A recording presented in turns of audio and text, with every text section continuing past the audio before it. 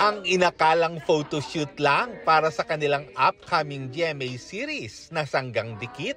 Extended birthday surprise pala ni Jenilyn Mercado sa mister na si Dennis Trillo na nag-birthday nitong Lunes. Medyo nagulat kasi akala ko hanggang kahapon lang lahat ng mga surprise para sa akin. Ang wish ni Jen para sa kanyang mister, good health para sa kanya, para mas matagal pa namin siyang makasama. At maging masaya. At ano pa ba? Lahat nasa kanya na. Sa darating na Huwebes, si Jen naman ang magdiriwang ng kanyang kaarawan. Pero may plano na ba sila? Check namin muna yung schedule kung walang work. Pwedeng kumain lang sa labas or sa bahay lang. Ganun lang. Simple lang daw ang wish ni Jen sa kanyang birthday. Sapat na magkakasama kami at healthy kami, walang magkakasakit.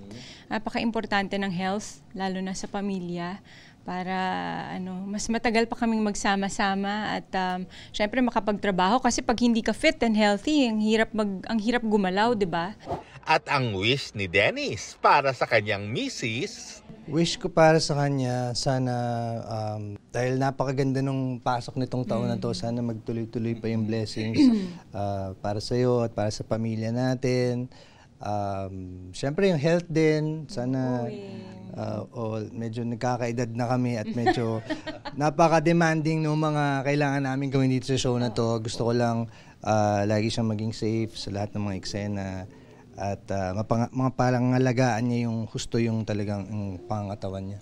Sa ngayon, lubos na pinaghahandaan ng DenJen ang nalalapit na pagpapalabas ng kanilang TV comeback project.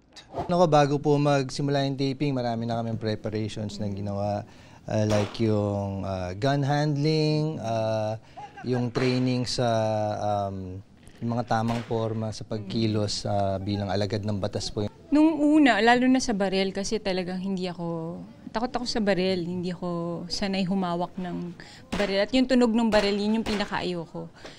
Pero ngayon, parang medyo nasasanay na rin. Nasanay na.